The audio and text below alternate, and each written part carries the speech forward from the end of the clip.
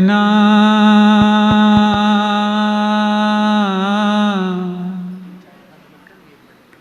भवबीजाङ्कुरजनना रागाद्या क्षयमुपागता यस्य ब्रह्मा वा विष्णुर्वा हरो जिनो वा नमस्तस्मै। जो विद्यादिसागर सुधी जो विद्यादिसागर सुधी गुरु हैं हितैषी शुद्धात्म में निरत नित्य हितोपदेशी। वे पाप ग्रीष्म ऋतु में जल हैं सयाने पूजूं उन्हें सतत केवल ज्ञान पाने। पूजूं उन्हें सतत केवल ज्ञान पाने। देवादिदेव 1008 वृषभनाथ भगवान की परम पूज्य आचार्य परमेष्ठी गुरुदेव श्री विद्यासागर जी महामुनिराज की पूज्य आचार्य श्री समय सागर जी महाराज की नगर गौरव त्रय मुनिराजों की 3,9 करोड़ मुनिराज की परम पूज्य मुनि श्री सौम्य सागर जी महाराज की समस्त मुनि संघ की।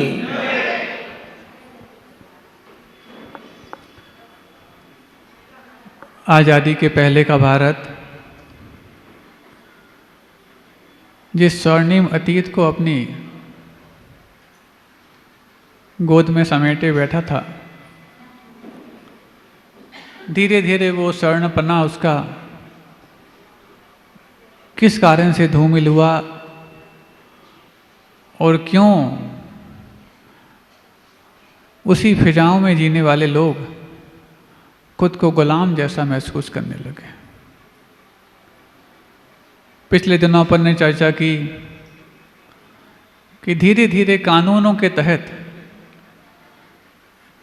यहाँ की समृद्धि की जो रीढ़ थी उसको तोड़ते वो चले गए।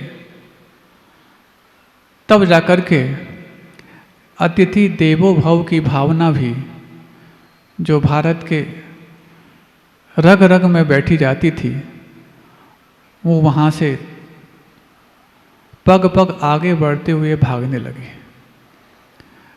फिरंगियों को अतिथि मान करके देवता का दर्जा दिया गया, लेकिन जब रक्षक ही भक्षक बनने लग जाए तो फिर कहाँ देवता, वो तो दानव से भी बदतर हो जाए।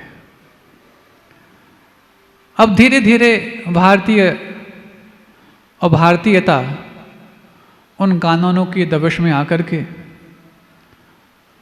सुबक सुबक करके रोने लगी और दुबक दुबक करके मरने लगी।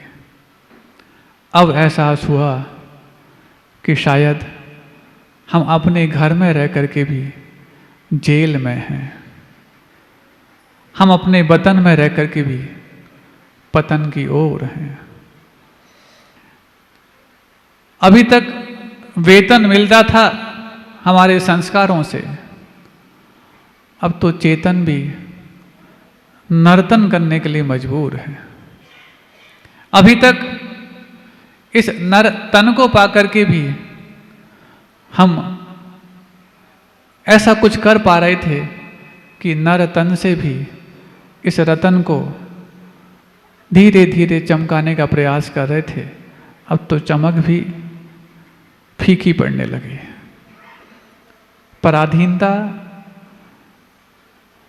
किसी सलाखों के पीछे जाने के बाद ही महसूस हो, जरूरी नहीं। सलाखों के पीछे भी व्यक्ति स्वाधीन माना जा सकता है और सलाखों के बाहर भी व्यक्ति पराधीन। धारणाओं में और भावनाओं में जिस प्रकार के विचार घुलते मिलते चले जाते हैं, वो विचार ही किसी व्यक्ति को पराधीन और किसी को स्वाधीन होने का दर्जा देते हैं। यूँ तो स्वाधीनता का नाम सुख और पराधीनता का नाम दुख है, प्रत्येक व्यक्ति जानता। लेकिन पराधीन करने वाला कौन है, जब तक ये नहीं पहचान पाता, खुद को स्वाधीन ही मानने की भूल कर बैठता। फिर से कहें इस बात को, जब तक व्यक्ति ये नहीं पहचान पाता कि मुझे पराधीन करने वाला कौन है, तब तक वो स्वाधीन होने की ही भूल कर बैठता। आप लोग अपने आप को स्वाधीन मानते कि पराधीन?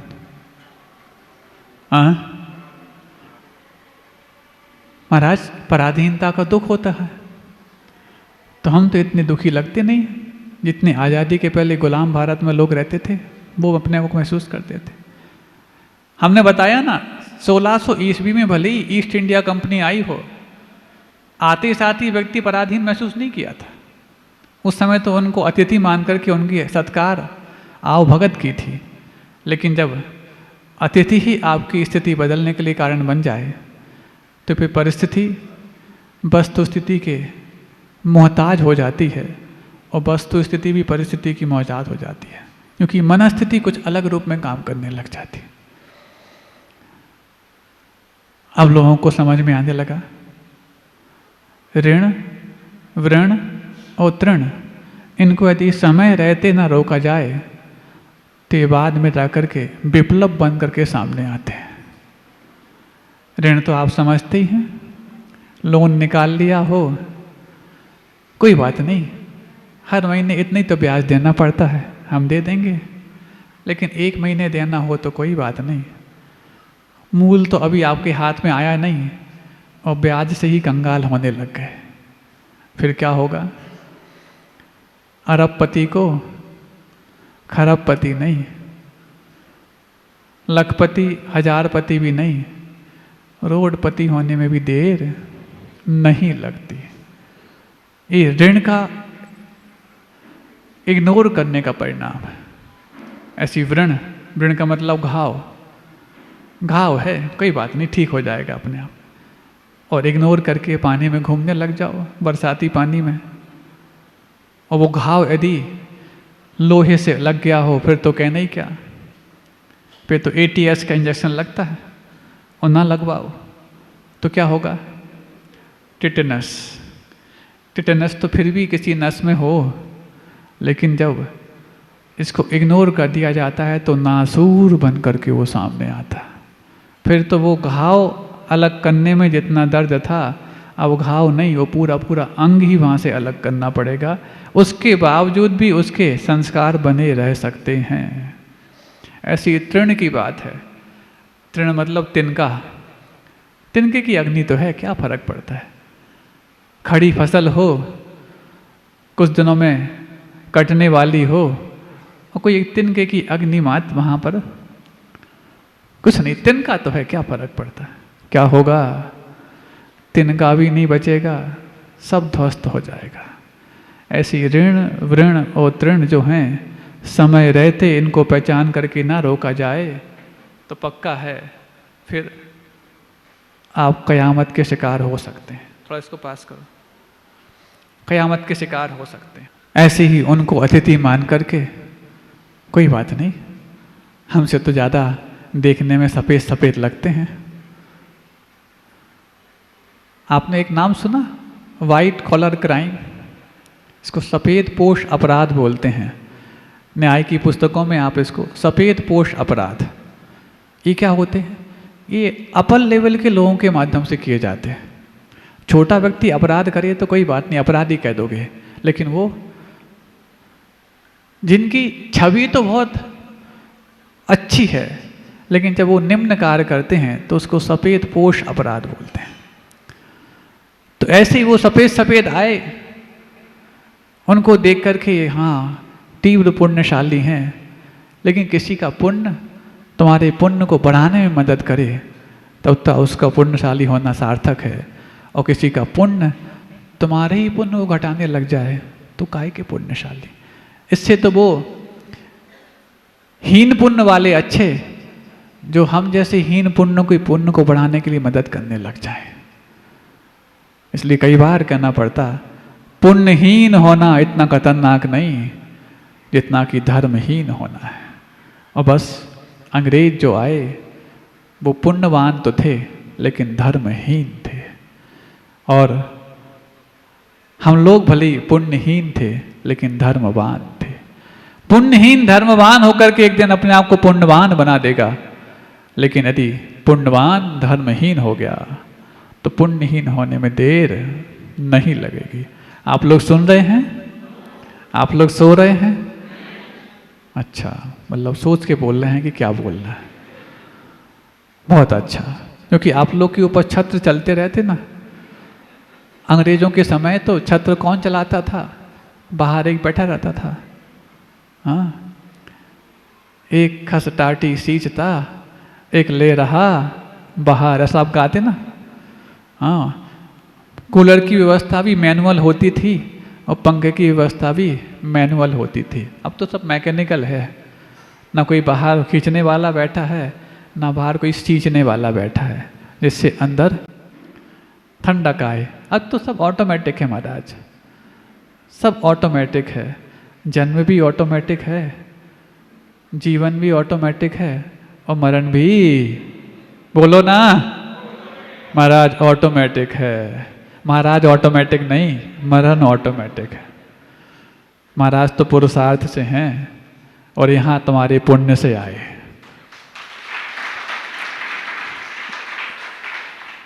अब जब धीरे धीरे लोगों को लगने लग गया कि नहीं, ये तो कुछ अलग ही है, कोई चला करके इतनी 7 समुद्र पार करके यहाँ पर हमें सुविधाएं देने आया हो, तो जब स्वर्ग के देवता भी सामर्थ्यवान होकर के अनावश्यक नहीं आते, इनको कौन सी पड़ी थी जो हमारी सेवा करने आते? शुरू में तो यही समझे, देखो कितनी सुविधाएं लेकर के, कैसे अच्छे अच्छे वस्त्र हैं इनके पास, भले ही सिंथेटिक हों, पहनने के बाद जितने का वस्त्र नहीं उतनी क्रीम लग जाए जब स्किन डिजीज हो जाए। आपने सुना आज जो भी MBBS करते हैं उसके बाद जब PG की परीक्षा के लिए जाते हैं, MD करने के लिए अथवा मास्टर्स करने के लिए, तो आज से 5-7 साल पहले तक एक ब्रांच सबसे पहले उठती थी जिसका नाम था रेडियोलॉजी। समझते रेडियोलॉजी? जो भी आपकी सोनोग्राफी MRI वगैरह जो करते हैं, उनकी रिपोर्ट जज करती है, उनका नाम रेडियोलॉजिस्ट होता है। तो अच्छे अव्वल दर्जे के नंबर लेने वाले सबसे पहले ब्रांच उठाते थे रेडियोलॉजी। फिर बाद में दूसरी ब्रांच है मेडिसिन वगैरह, बहुत सारी ब्रांच है। अब पिछले 5-7 साल में ट्रेंड बदल गया है। अब सबसे पहले उठती है डर्मेटोलॉजी, मतलब त्वचा रोग विशेषज्ञ। क्यों? क्योंकि आज त्वचा संबंधी रोग सबसे ज़्यादा होने लग गए। कई सारे कारण उसके पीछे हैं।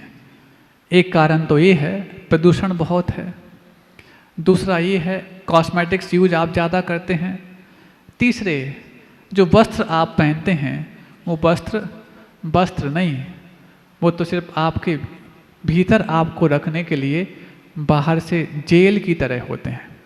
आपने नाम सुना होगा अंडमान निकोबार का, जहाँ पर काला पानी की सज़ा दी जाती थी। ये उस समय काला पानी था, अब तो लोग वहाँ टूर पे जाते हैं। जितना ज़्यादा टूरिज्म अंडमान निकोबार में फल फूल रहा है उतना भारत में कहीं अन्य नहीं। लेकिन उस समय टूरिज्म नहीं था, उस समय तो काला पानी की सज़ा दे करके उनको वहाँ भेजा जा रहा था। सुन रहे हैं आप लोग? तो काला पानी की सज़ा दी जाती थी उस समय। काला पानी का मतलब पानी काला होता था ऐसा नहीं। तो काला पानी की सज़ा जो होती थी वो कोई पानी काला नहीं होता था। काला पानी की सज़ा में कई प्रकार की यातनाएं दी जाती थी, और एक यातना का तरीका ये था, कैदी या अपराधी जो है, जो अपराध कोई बहुत बड़ा नहीं, स्वतंत्रता संग्राम में वो कूद पड़ा है, इतना ही उसका अपराध होता था। और ज़्यादा ही वो अपने आप में नेता बनने का प्रयास करता तो उसको सीधा अंडमान निकोबार भेज दिया जाता। सजाएं कौन कौन सी होती? बहुत प्रकार की होती। उसमें से एक हम बताना चाह रहे हैं जो अभी प्रासंगिक है, कि व्यक्ति के शरीर पर मोम का लेप कर दिया जाता। पिघला हुआ मोम है, लेप कर दो। लेप करने में ज़्यादा कोई तकलीफ नहीं होती। और बस उसको फिर एक कमरे में बंद कर दिया और हाथ पैर उसके बांध दिए। अब क्या होगा? मोम से उसको पूरा शरीर को मोम से पोत दिया गया। अब जो आपकी रोम छिद्र श्वासोच्छ्वास लेते हैं, ब्रीदिंग करते हैं, अब वो लेना बंद कर देंगे। धीरे धीरे सड़ करके आप समाप्त हो जाओगे। कुछ ज़्यादा करना भी नहीं पड़ा और अपने आप हो गया। वो तो काला पानी की सजा में सिंथेटिक मोम लगा करके आपके ऊपर यातना दी जाती थी। अब तो अंडमान निकोबार के बगैर भी आप लोग सिंथेटिक कपड़े पहन करके अपने को यातना देते हैं और फिर प्रार्थना करते हैं, भगवान तुम बिन में व्याकुल भयो। बिल्कुल हो गई, क्योंकि बुद्धि चल तो उन्हीं की रही है, भले ही वो चले गए आपके यहाँ से। ये सिंथेटिक कपड़े, और इसी कारण से स्किन डिजीज इतनी है। महाराज अब क्या करें, हथकरघा के वस्त्र थोड़ी महंगे पड़ते हैं। जितना महंगा पड़ता है उसके बदले में जो आपने सिंथेटिक या पावरलूम का कपड़ा खरीदा है, उसकी जब स्किन डिजीज होंगी तो 200-500 के ऑइंटमेंट और लोशन तो यूं ही लग जाएंगे। और एक आध बार लगें तो ठीक है, 150 रुपये सस्ती आपने खरीद ली और 500 की ऑइंटमेंट लगा ली। उसके बाद एक बार स्किन डिजीज आपको यदि घर कर गई, आपने दवाई लगा के ठीक तो कर ली, पुनः निमित्त मिलते ही पुनः उससे आरो भर के तैयार हो जाएगी। अब बताओ हथकरघा का वस्त्र महंगा है कि सस्ता है? जिसको पहनने के बाद एक सात्विकता प्रतीक होती हो, हल्कापन लगता हो, रोग मुक्त हम रहते हों और हमारा शरीर भी श्वासोच्छ्वास लेने में एक सहजता महसूस करता हो, ऐसे वस्त्रों के लिए तो देवता भी तरसते हैं। फिर तो धरती के देवता आचार्य विद्यासागर जी महाराज ने इसके लिए आशीर्वाद भी दिया है। कितने लोग पहन पाते हैं? महाराज हमने एक साड़ी तो खरीद ली है, हमने एक धोती दुपट्टा तो खरीद लिया। अरे ये साड़ी और धोती दुपट्टा तो 1 घंटे पहनने लायक होता है, उसके बाद 24 घंटे तो आप वही पहनते हो। दिन भर तो अपत्य का सेवन करते जाओ और एक आध बार दवाई खा लो, दवाई काम करेगी क्या? अरे ये औषधि के समान हैं, इनको तो 24 घंटे उपयोग करो तो भी कम है, क्योंकि तुम्हारी अनंतकालीन बीमारी तुम्हारे दिमाग को भी और तुम्हारे शरीर को भी खोखली करती आई है। तो अब बात चल रही थी, धीरे धीरे उन्होंने समझ लिया कि इनको अब विदेशी वस्त्रों की लत लगाई जाए। और जब तक ये समझ पाए भारतीय लोग कि विदेशी वस्त्रों ने हमारे लिए मानसिक रूप से भी और शारीरिक रूप से भी खोखला कर दिया है, जब तक होली जलाने की बात आई तब तक तो खोली भी खाली हो चुकी थी। अब होली जलाई, ठीक है, असहयोग आंदोलन किया, विदेशी वस्त्रों का बहिष्कार किया, लेकिन तब तक देर बहुत हो चुकी थी। अब धीरे धीरे उसी आओ हवा में लोग अपने आप को गुलाम महसूस करने लग गए। एक के बाद एक कानून लाए गए, ऐसे ऐसे कानून लाए गए। नमक कानून आया। नमक कानून समझते हो? अरे किसी का नमक खा लो तो उसके प्रति वफादारी निभानी पड़ती है। ये भारतीयों की रग रग में भरा हुआ है। अब इनको नमक से ही वंचित कर दिया जाए। सोचो कैसी यातना, क्रूरता भी हद होती है। किस हद तक की क्रूरता सोचो। छोटा सा बात, अपनी स्वाधीनता के लिए पुरुषार्थ करने वालों के प्रति पराधीनता का इतना बड़ा दंश कि क्रूरता भी दम तोड़ने लग जाए। ऐसा इतना होता तो फिर भी ठीक था, लेकिन एक के बाद एक ऐसी चीज़ें लाके थोपती गई जिससे अब भारतीय लोग समझने लग गए हम भारत में रह करके भी गुलाम हैं। अपने घर में रह के गुलामी का अनुभव कराना ये तो कोई अंग्रेजों से सीखे। उनने करा दिया कोई बात नहीं, लेकिन आप तो अपने घर में अपनी सत्ता होकर के भी गुलाम बने हो। सत्ता दूसरों की हो, घर तुम्हारा हो, फिर भी गुलामी समझ में आती है, लेकिन सत्ता तुम्हारी है, घर तुम्हारा है, गुलाम बने हो, ये बात समझ में नहीं आती। और फिर एक गुलामी ऐसी जिसकी चर्चा हमने 2 दिन पहले तो की थी, लेकिन बीच में 2 दिन कुछ दूसरे कार्य थे, नहीं आ पाई थी, जिसका नाम AI है, आर्टिफिशियल इंटेलिजेंस। अब जो जिन बच्चों को तुम पढ़ाई लिखाई करने के लिए बाहर भेजते हो, और चाहे वो जेई की हो, चाहे वो नीट की हो, नीट को फिर भी समझ में आता है। नीट कराने के बाद बच्चों के दिमाग में एक ही चीज़ भरते हो, बेटा एमबीबीएस करना, एमडी करना, डीएम करना, एमसीएच करना, 10 साल तो कम से कम इसमें लगेंगे। और 10 साल पुराना डॉक्टर, पुराना नहीं बूढ़ा डॉक्टर होता है। इसके बाद फिर इसके लिए विवाह की तैयारी करेंगे। उस समय तक विवाह कौन, वो तो सब ठीक ठाक कर चुके होंगे, बस आपको सिर्फ आशीर्वाद देने के लिए रख रखा है, क्योंकि अब वृद्धाश्रम की आवश्यकता है ही नहीं। कई लोग मांग करते, बोले महाराज सब कुछ तो बनते हैं, जिनालय बनते, धर्मशाला बनती, यात्री निवास बनते, व्रती आश्रम भी बनते, अब महाराज वृद्धाश्रम की आवश्यकता है। हमने कहा बिल्कुल आवश्यकता नहीं है, सारे घर वृद्धाश्रम बच गए। युवा तो घर से पलायन कर गए, अब घर में वृद्ध हैं, जहाँ वृद्ध रहते वही वृद्धाश्रम। क्या आवश्यकता वृद्धाश्रम की, बताओ आवश्यकता है क्या? फिर भी तुम्हारा ये जो कस्बा है या शहर है छोटा सा, ये फिर भी पुण्यवान है कि यहाँ पर वृद्धों के साथ युवा और बच्चे भी रहते हैं। नहीं तो शहरों की हालत तो ऐसी है, कहीं भी चले जाए, हम कहाँ कहाँ महाराष्ट्र तक होकर के आ गए, काफ़ी अंदर तक, वहाँ पर छोटे छोटे गांवों में भी क्योंकि जॉब करने की जो जिद सवार है, उससे छोटे छोटे गांव भी वृद्धाश्रम बन चुके हैं। शहरों को तो कहना ही क्या है।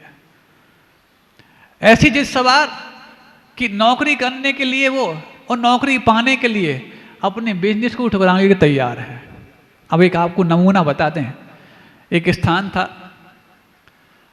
मराठवाड़ा में, जो कि हम लोग कई स्थानों पर होकर आए, विदर्भ भी, मराठवाड़ा भी, और फिर पश्चिम महाराष्ट्र की ओर बढ़ रहे थे। इसी बीच में गुरुजी का स्वास्थ्य सुन करके वापस आना पड़ा।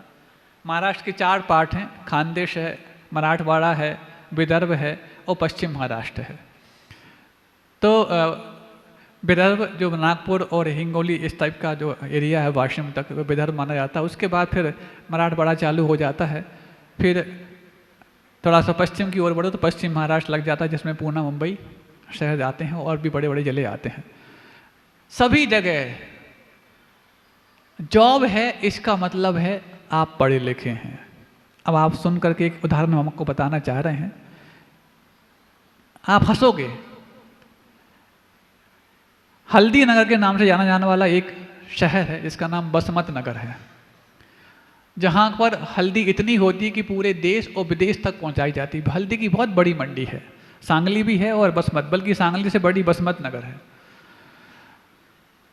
वहाँ एक ऐसा व्यापारी जिसके अंडर में लगभग 200-250 कर्मचारी काम करते होंगे, उस व्यापारी का इकलौता बेटा। अब 250 कर्मचारी उसके अंडर में काम कर रहे हैं तो दमखम कितनी होगी आप समझ सकते हैं ना। उसका इकलौता बेटा, और उसी के यहाँ एक मैनेजर है, उसका भी इकलौता बेटा। मैनेजर की पगार मुश्किल से 15-20 हज़ार रुपये होगी।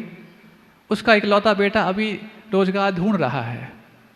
और ये जो 250 कर्मचारियों का मालिक है, एक बिजनेसमैन है, उसका इकलौता बेटा बिजनेस भी संभालता है और सब कुछ अभी व्यवस्थाएं भी संभालता है। उस बेटे की शादी होने में दिक्कत जा रही और मैनेजर की बेटी की शादी एक बार में हो गई, क्योंकि वो जॉब करने वाले का बेटा है। अब बताओ, जिसके यहाँ जॉब किया जा रहा है उसके बेटे, इकलौते बेटे की शादी में दिक्कत क्यों? बिजनेसमैन है। ऐसा वहाँ बुखार सवार है सबके ऊपर। तुम लोग फिर भी ठीक हो कि पढ़ लिखने के बावजूद भी थोड़ा बहुत घर के लिए लौट कर आने की संभावना बनी रहती है। अब सोचो, अब हम जिंतूर में, अब बात आ गई, अच्छा यहाँ तो कब बताई हैं, लेकिन चूंकि पूरे महाराष्ट्र के हालात ऐसे हैं। एक बच्चे से पूछा, क्यों क्या करते हो? हमारा बैंक में मैनेजर हैं। अच्छा बैंक मैनेजर हो, अच्छा कौन से बैंक में? कोई नाम बताया? प्राइवेट बैंक था। कितनी पगार मिलती है? 9,000 रुपये महीने। अब 9,000 रुपये महीने है, बैंक मैनेजर है। सोचो, वो बड़ा खुश है, व्यवस्थित है, सब अपना चल रहा है उसका। जब वो देखा वहीं पर चूँकि एक गौंडिया का कर्मचारी काम करता था, उसको 500 रुपये पर डे मिलते थे। 15,000 रुपये महीने झाड़ू पोंछा करने वाला कमा रहा है और 9,000 रुपये महीने एक बैंक मैनेजर कमा रहा है। सोचो कैसी हालत है। लेकिन मैनेजर है, इतने भी संतुष्ट हैं, वो जीवन जीते रहते हैं। ये दास्ता कहाँ से आई है? ये नौकरी करने की जिद हमारे अंदर कहाँ से पैदा हुई? क्योंकि उत्तम खेती, मध्यम व्यापार और जघन्य चाकरी, ये तो सूत्र हमारे आगम में भी थे और हमारी फितरत में भी थे। फिर जघन्यता को हमने क्यों चुना? क्योंकि जघन्यता को ही श्रेष्ठता का अमली दामा पहना दिया गया इन फिरंगियों के माध्यम से। तुम हमेशा हमारे जाने के बाद भी गुलाम बने रहो। अभी तुम ईस्ट इंडिया कंपनी के गुलाम बनते हो, फिर तुम मल्टीनेशनल कंपनी के गुलाम बने रहो। यही तो दास्ता आज तक हम भोगते चले जा रहे हैं। पहले गुलाम बनाने पर गुलाम बनने वाले को फक्र नहीं फिक्र होती थी, आज गुलाम बनने वाले को फक्र होता है। मात्राएं बदल गई हैं, अक्षर वही हैं, क्योंकि अब तुम्हारी धारणाएं भी बदलती चली जा रही हैं। बेटे करते हो अर्थोपार्जन के लिए जाते हो बाहर, फिर भी समझ में आता है बेटियों के तो सर पर और ये बुखार सवार है, और इस हद तक सवार है कि यदि जॉब नहीं लगी, भाई को नहीं लगी, कोई बात नहीं, बिजनेस करा लो, मेरी नहीं लगी, तो तुम भेदभाव करते हो, भाई और बहन में भेदभाव करते हो। तो बेटी की जॉब के लिए माता पिता ज़्यादा फिक्रमंद रहते हैं कि इसकी जॉब लग जाए, ताकि जॉब वाला इसको घर मिल जाए, जॉब वाला परिवार मिल जाए, जॉब वाला पति मिल जाए, और फिर ये भूल जाएं कि दुनिया में सबसे टफ जॉब होती है पेरेंटल जॉब। अब जब नाम आएगा पेरेंटल जॉब का तो एक अच्छी वानगी बता दे रहे हैं, कैसे कैसे वो अंग्रेजियत हमारे खून में घुल मिल गई, हम आपको बताना चाहते हैं। एक आए, एक कपल थे, पति पत्नी, उनका एक बच्चा 3 साल का होगा, दूसरा नया बेबी उनके हाथ में था। बिहार चल रहा था, आशीर्वाद लेने आए, बोले महाराज जी आशीर्वाद दो, सेकंड बेबी है, इसको हम अच्छे संस्कार दे सकें। हमने कहा हाँ, आदर्श माता पिता बनना। अभी तक तो आदर्श गृहस्थ बनने का आशीर्वाद मिलता था, अब आदर्श माता पिता बनने की बात है। सुन रहे हो आप लोग? कई माता पिता यहाँ बैठे हैं, क्योंकि बच्चों को तो सौभाग्य नहीं है कि वो साधु की बात सुन सकें। सुन रहे हो ना आप लोग? हाँ, आपके बच्चों को कहाँ सौभाग्य है? या तो वो नगर से बाहर हैं अथवा नगर में हैं, तो अभी तो वो शैया पर हैं। हालांकि सब शैया से उठेंगे, जब माता पिता शैया से उठने लग गए हैं तो बच्चे भी उठेंगे। मुहिम आएगी, अभी धीरे धीरे हम ठंडी करके खाने वाले हैं, बहुत ठंडी करके खाने वाले हैं, जल्दी कुछ नहीं हमारे लिए। आएंगे एक दिन, ऐसा भी होगा जब आप लोगों को बैठने की जगह नहीं मिलेगी और यहाँ पर पूरे एवा भर जाएंगे। तो सुनो, आए, बोले महाराज जी आशीर्वाद दें। हमने कहा आदर्श माता पिता बनना। महाराज प्रयास तो कर रहे हैं। क्या प्रयास कर रहे हो? महाराज अब आपने पूछ ही लिया तो इसलिए बता रहे हैं, हम लोग पेरेंटिंग कोर्स भी कर रहे हैं। समझ रहे हो? Parenting course. इस कोर्स का नाम उस समय हमने पहली बार सुना था, बात हो गई 4-5 साल पुरानी बात है। हमने कहा तमाम तरह के हमने कोर्स सुने, कुकिंग कोर्स, मेहंदी कोर्स, ये कोर्स, समर कोर्स, अब पेरेंटिंग कोर्स भी। हम क्या करते हैं, कब कब करते हैं? महाराज चूँकि दोनों जॉब करते हैं, हम दोनों पुणे में रहते हैं, और ऐसे में वीकेंड्स में ही बात कर पाते हैं, बाकी तो 5 दिन तो जॉब में निकल जाते हैं। अच्छा, तो कब क्लासेस लगती हैं आपकी? महाराज सप्ताह में 2 दिन लगती हैं, और हर दिन 2 घंटे के लिए लगती हैं। कब से आप कर रहे हैं? महाराज 2 महीने से कर रहे हैं।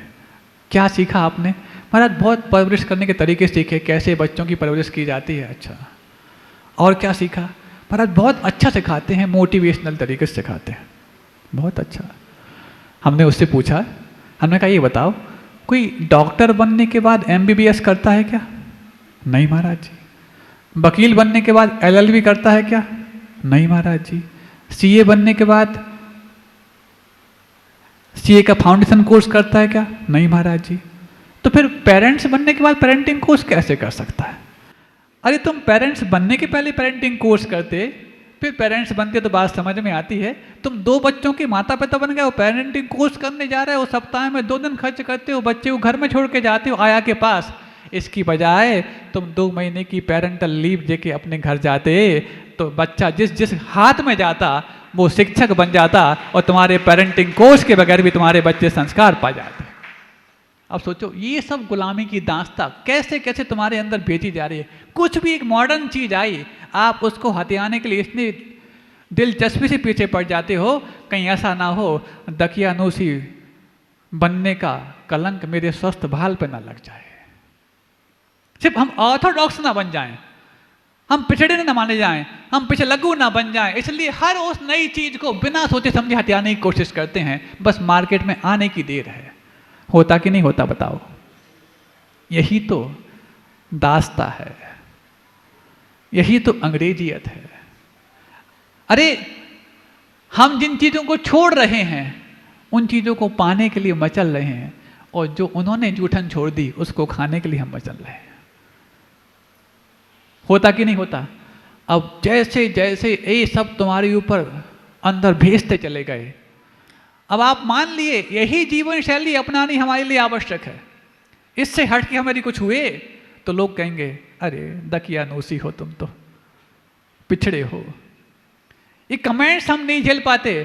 अरे ये कमेंट्स नहीं, ये कॉम्प्लीमेंट है कि हम कुछ अच्छा कर रहे हैं। और जिस दिन तुम्हारे लिए कमेंट्स ना मिले, अपने आप को 10 बार परखने की कोशिश करना, कहीं मुझसे कोई गलती तो नहीं हो रही है। चाहे बच्चे हो, चाहे बच्चों के माता पिता हो। अब धीरे धीरे करके एक और दास्तां हमारे अंदर भेज दी गई, जिसका नाम किटी पार्टी है। सबके चेहरे पर बिना मुस्कुराव कहे हुई मुस्कान आ गई है कि नहीं? किटी पार्टी पता है? किटी पार्टी महाराज ये मॉडर्नाइज तरीके से गेट टुगेदर हो जाता है महाराज। इस बहाने कहाँ मिलने का मौका मिलता। इतनी आपाधापी वाली जिंदगी है, पहले शहरों में होती थी, वो फिर बढ़ते बढ़ते छोटे शहरों तक आई, कस्बों तक आई, अब तो घरों में भी और गांव गांव में है। पहले महिलाओं की किटी होती थी, अब तो कपल्स की किटी होती है। अब तो सासू माँ की किटी भी होती है, पता नहीं कितनी किटकिटी होती है। क्या आपको पता है ये किटी पार्टी का नाम आया कैसे? किटी पार्टी कहते किसको हैं? कितने लोगों को पता है बताओ? किटी पार्टी कहते किसको हैं? और तुमने किस मनहूस चीज को अपने माथे लगा लिया है? सुनोगे तो बिना संकल्प के भी उसको छोड़ने के लिए तैयार हो जाओगे। सुना दें? सुन लो, कोई बात नहीं। तुम्हारे कान तो इतने मजबूत हो ही गए हैं अब 14 तारीख के बाद कि हर उस कड़वी चीज को तुम समझने लग गए हो। कुछ लोग समझने के बाद छोड़ने भी लग गए हैं, कुछ लोग तैयारी में हैं कि हम छोड़ेंगे। किटी पार्टी आई कैसे? आपने एक और प्रथा सुनी होगी, उस वक्त जब बेटे की बारात बहू को लेकर के वापस आती थी अपने घर में, तो एकदम अपने घर में प्रवेश नहीं करते थे, पहले किसी मित्र के यहाँ, पड़ोसी के यहाँ रुकवाते थे, उसके बाद घर में लाते थे। क्यों? नहीं, सीधे घर में आएंगे तो अनर्थ हो जाएगा। अब क्या अनर्थ हो जाएगा पता नहीं, लेकिन ये परंपरा चली आ रही थी। ये परंपरा भी किस मकसद से आई आपको पहले मैं बता दूं, फिर बताऊंगा किटी पार्टी कैसे आई। ये परंपरा आई मुगल काल से। जैसे ही कोई नव दंपति विवाह होने के बाद अपने नगर में प्रवेश करता था, उसके पहले मुगल सम्राट के यहाँ एक दिन के लिए रुकना पड़ता था। क्यों? बताने की आवश्यकता नहीं, आप सब समझदार हैं। नहीं तो फिर विप्लव आ जाएगा। समझ रहे हो? ये मुगल काल की दास्तां थी कि नववधू के लिए एक दिन पहले वहां रुकना पड़ता था, मजबूरन उसके साथ वर के लिए रुकना पड़ता था। अब आज कौन सा मुगल साम्राज्य है जो तुम्हारे घर में सीधा हुए बहू बेटे नहीं आ पाते? कौन सा विप्लव आ जाएगा? अनावश्यक उस प्रथा को तुम ढो रहे हो। होते कि नहीं होते बताओ? आज भी प्रथा चल रही होगी आपके यहाँ गांव में, आपके नगर में। इसको तत्काल प्रभाव से बंद करना है, क्योंकि ये व्यभिचार की प्रथा है। दूसरी किटी पार्टी सुन लो। अब ऐसी महिलाएं जो जाति का शिकार होती थीं और बेवा हो जाती थीं, समझ रहे ना? जाति का शिकार आप समझते हैं? ऐसी महिलाएं जो जाति का शिकार होती थी अथवा बेवा हो जाती थीं, वो अपना दुखड़ा रोने के लिए जहां इकट्ठा होती थीं, उसका नाम किटी पार्टी थी। अब किटी पार्टी में जाने वाली महिलाएं इन दो में से किस सांचे में आती हैं आप समझ लें, और नहीं आती हैं तो फिर किटी पार्टी में क्यों जाती हैं? किस चीज का शिकार हो तुम? शर्म आ रही है ना? ऐसी लज्जाजनक प्रथाओं को तुम अपने सर माथे उठा के घूम रहे हो। और पहले तो सिर्फ मात्र महिलाओं की किटी होती थी, अब कपल्स किटी होने लग गई। यहाँ चलती हो नहीं तो गांव के बाहर जाकर के तुम किटी पार्टी करते हो। कपल्स किटी आज इस हद तक पहुंच चुकी है कि पहले मात्र वहां पहुंचने के बाद ड्रेस चेंज होती थी, अब लाइफ पार्टनर चेंज होने लग गए हैं। समझ में आ रही है बात?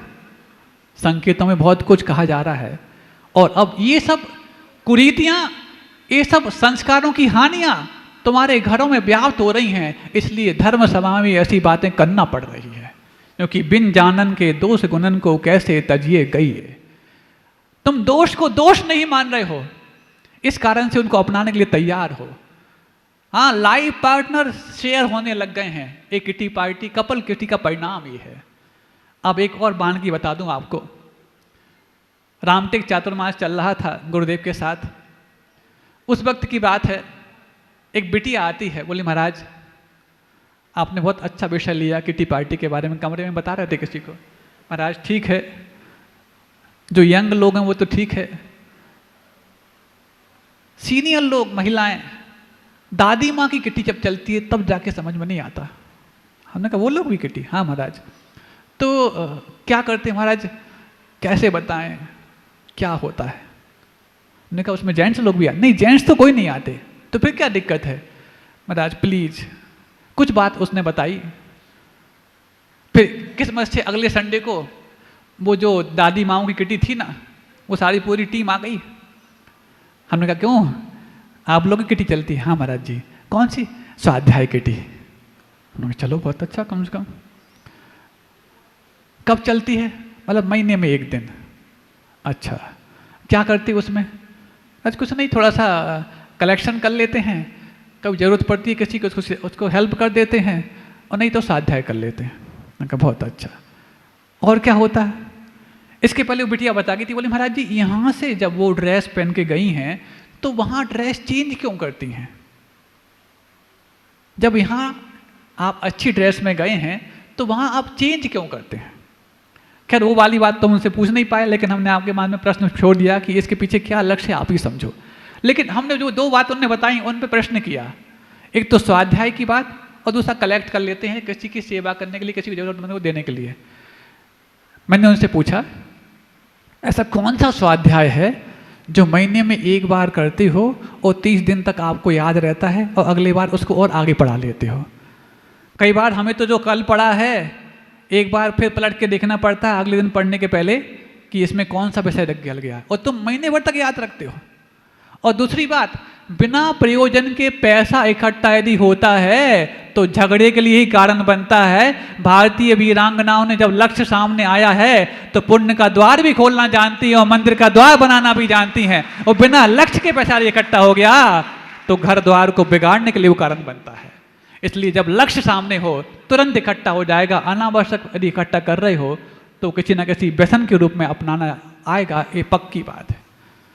उनको तो बात समझ में आ गई, तत्काल प्रभाव से उन्होंने स्वाध्याय किटी बंद कर दी।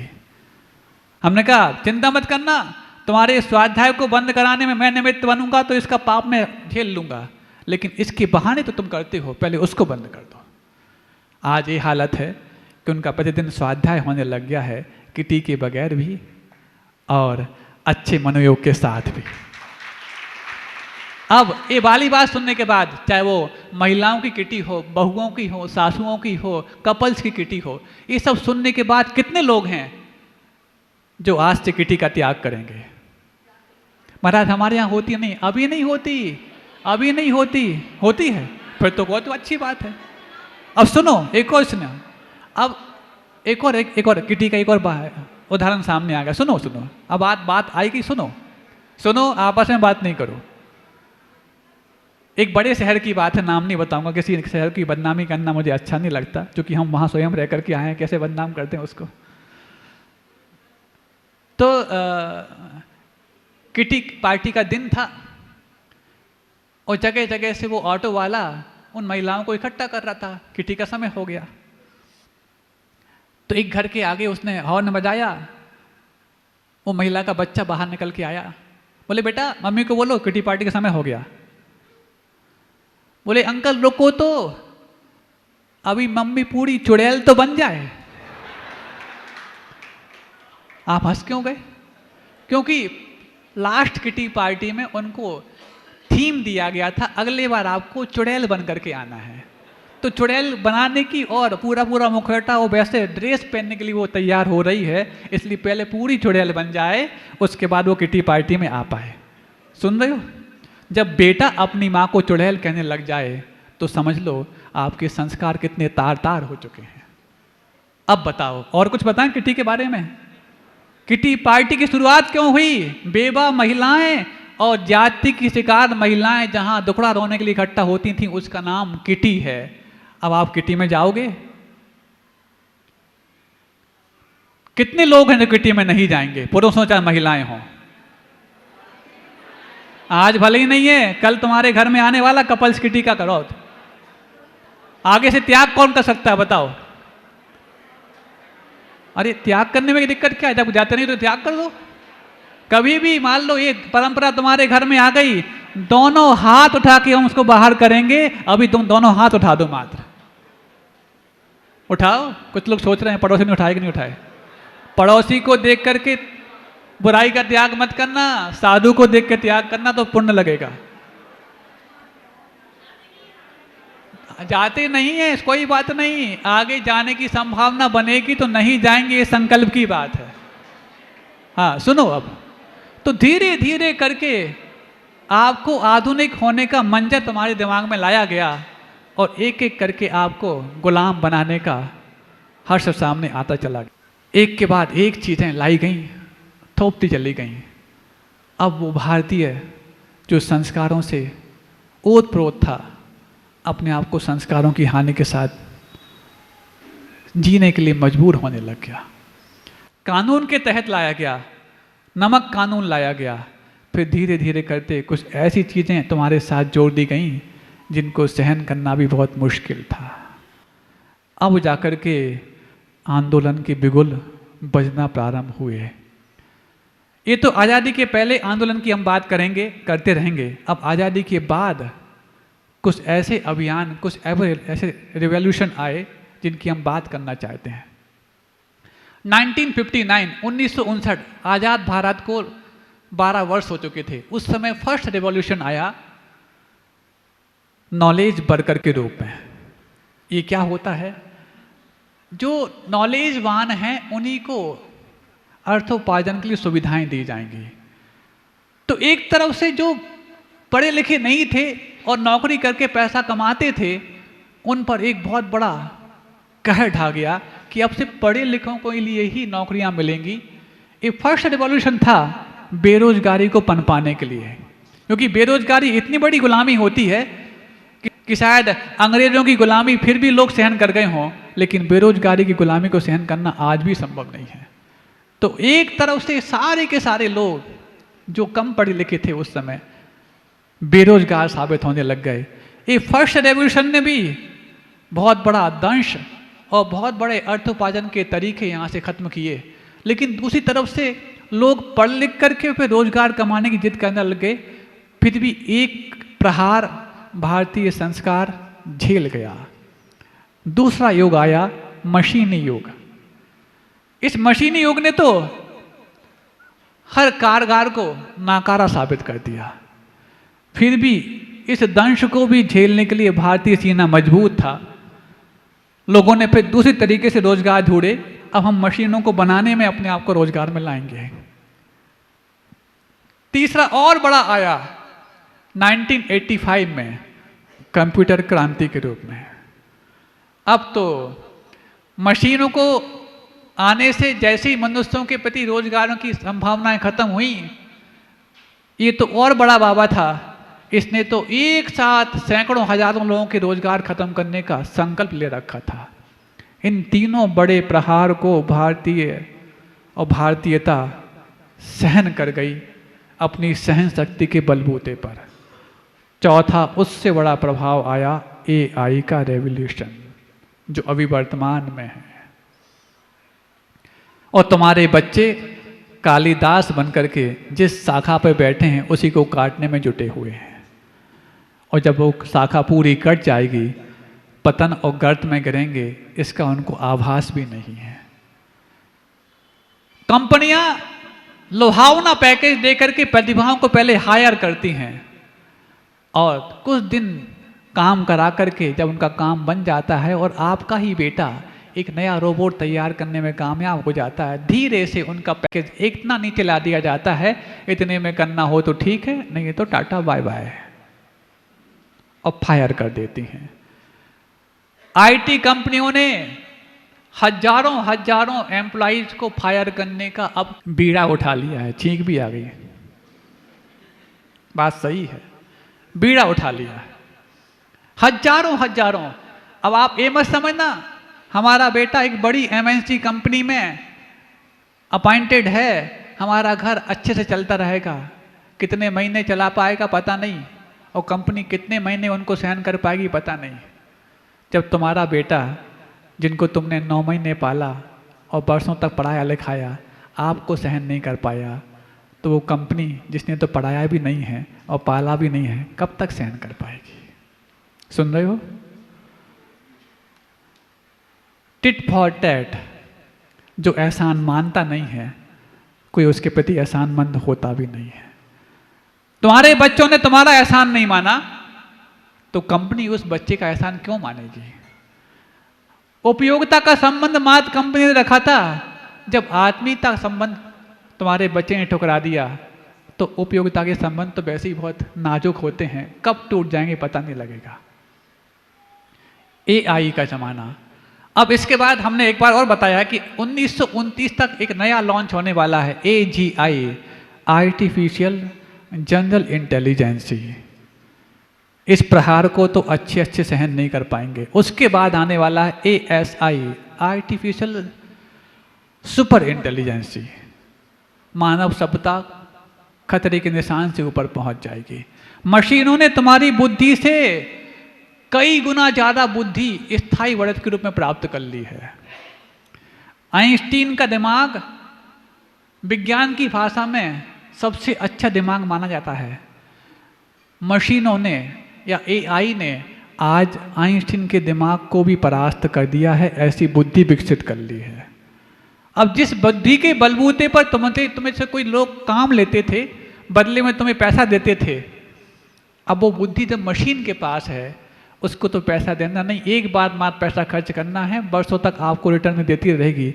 अब मनुष्यों की क्या आवश्यकता है? अब क्या होगा? तो किन विभागों में मात्र नौकरी बचेगी और कितने विभाग नौकरी के लिए आपको मना कर देंगे, इसका एक पूरा विश्लेषण हमारे सामने है। बताएं आपको, बताओ। इतनी महत्वपूर्ण बात जो किसी को नहीं पता, यहां पर ना आपके बच्चों को पता है, वो यहां से बताई जा रही है, लेकिन आपके बच्चे लापता हैं। सुना देना बच्चों को, यहां नहीं है तो बाहर बता देना कि महाराज ने कितनी महत्वपूर्ण बात यहां से बताई है। तुम जिन सेक्टर में जॉब करने गए हो वो सेक्टर कुछ वर्षों बाद जॉबहीन होने वाले हैं, उसकी महाराज जी ने पहले से ही अंदेशा बता दिया और पहले से आपको सावधान और आगाह कर दिया है। तो किन विभागों में मशीन स्थायी रूप से मनुष्य के दिमाग पर स्थायी बढ़त पा रही है, पहले मैं आपको जिक्र कर दूं। सबसे पहले प्रबंधन के क्षेत्र में अब मनुष्यों की नौकरियां जाने वाली हैं। तो एमबीए करके जो आपके बच्चे, चाहे हॉस्पिटल मैनेजमेंट हो, होटल मैनेजमेंट हो, इवेंट मैनेजमेंट हो, बहुत सारे मैनेजमेंट के कोर्स करने के बाद जब वो जॉब करने गए हैं, अब उनके लिए कुछ ही दिनों में टाटा बाय बाय होने वाला है, क्योंकि इन विभागों पर एआई स्थायी बढ़त हासिल कर चुकी है। दूसरा, न्यायिक प्रणाली, जहाँ पर समझ रहे हो, जहाँ पर भी फिक्स संविधान के तहत कुछ काम होते हैं उसको तो मशीन आसानी से पढ़ लेती है और अपना काम बता देती है। अब वकीलों की ज़्यादा आवश्यकता नहीं, जजेस की भी ज़्यादा आवश्यकता नहीं, ये भी जॉब के लिए सुरक्षित क्षेत्र नहीं रह गए हैं। तीसरा, हॉस्पिटैलिटी, हॉस्पिटल, सुन रहे हो, अब तो रोबोटिक सर्जरी होने लग गई है, डॉक्टरों की आवश्यकता ही नहीं है। जब डॉक्टरों की नहीं है तो कंपाउंडर तो कोई वैसी आवश्यक नहीं है, नर्सेज की आवश्यकता नहीं, सब व्यवस्थाएं हैं, रोबोट सारी सुविधाएं देने के लिए तैयार है। अब नीट की तैयारी करा रहे हो, जेई की तरह तैयारी करा रहे हो, काय के लिए? कुछ वर्षों बाद हम बेरोजगार हो जाएं इसके लिए। ये रिपोर्ट के मुताबिक बता रहे हैं, सर्वे के मुताबिक बता रहे हैं कि इन क्षेत्रों से नौकरियां खत्म होने को हैं। प्रबंधन का क्षेत्र, स्वास्थ्य का क्षेत्र, न्याय का क्षेत्र, प्रशासन का क्षेत्र। सुन रहे हो यूपीएससी पीएससी की तैयारी करने वालों, सावधान। हाँ, ये बात अलग है, नेताओं का क्षेत्र को नहीं छुड़ा सकता। नेतागिरी के क्षेत्र में मशीन तुम्हारी जैसी बुद्धि की कुटिलता नहीं प्राप्त कर सकती, भले ही बुद्धि की बढ़त भली हासिल कर ले। प्रशासन अलग है, शासन अलग है। और नेता हर व्यक्ति बन नहीं सकता, लेकिन प्रशासनिक परीक्षाओं के लिए हर व्यक्ति जाना चाहता है। इस बार यूपीएससी के प्रीलिम्स के लिए 20 लाख बच्चे बैठे, सोचो 20 लाख बच्चे। सीट्स कितनी हैं? 500-700। 500-700 सीट्स हैं, उसमें जनरल कितनी हैं? जनरल मुश्किल से 100 के भीतर हैं। 100 के भीतर जनरल सीट हैं। उसकी परीक्षाओं में पास होने के लिए कम से कम जनरल कैटेगरी के 10 से 15 लाख बच्चे बैठे, सोचो कुल 20 लाख बच्चे बैठे। अब कितना कंपटीशन है। उसके बाद इन प्रशासनिक क्षेत्रों से नौकरियां पलायन करने को हैं, क्योंकि यहाँ पर अच्छी तरीके से काम करने वाली मशीनें आ चुकी हैं। अब आपकी कोई आवश्यकता नहीं है। इन्हीं भावनाओं के साथ अहिंसा परमो धर्म की